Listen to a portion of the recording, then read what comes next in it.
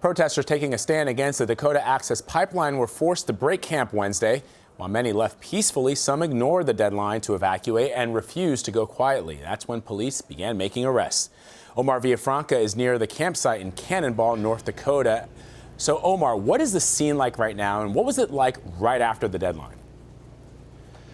It was interesting, Vlad, because the deadline was at 2 o'clock, but it got pushed back because there were some people inside the camp who were trying to leave and gather their stuff, but with the weather conditions, they weren't able to get out as quickly as they would have liked to. So that deadline got kind of pushed back to 4 p.m., but just around 4 p.m. is when we saw law enforcement from state and federal agencies went inside there to basically evict the last people who were there, the last holdouts. Last check, there was roughly, actually the number was 9 arrests, but that number is expected to go up.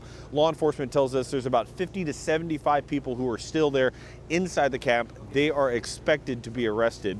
And that number doesn't seem like much compared to a few months ago when there was roughly 10,000 people who were here. Earlier this afternoon, we watched about 120 of them walk out. They did not want to be arrested, but they were singing, they were praying, and they marched off of the protest site.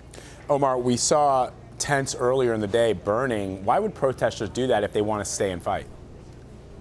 Well, part of it was, one was some people that were burning trash, but we talked to several protesters on why they were doing that. And several of them told me that it was a planned ceremonial burn. When they have set up a tent or a prayer area, the analogy that was given to me by some of the protesters and some of the Native Americans who were here was that the same way that people don't take a tattered American flag and throw it in the trash can, what they say is when it's a sacred site for them, they would burn it.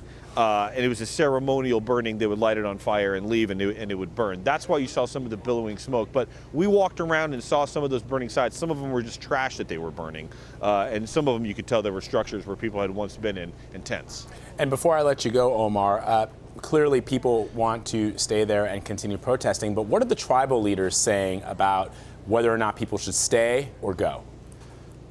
We have actually talked to the head of the Standing Rock Sioux, David Archambault, and he told us that at this point he wants the protesters to leave because he says if it's going to continue being fought, it's going to be fought in court.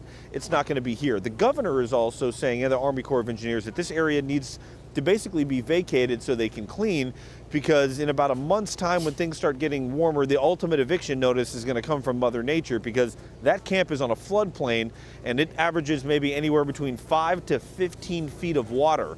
And so they want to clear all of that out, because when that water comes, they don't want all that debris and trash and other stuff there to move downstream.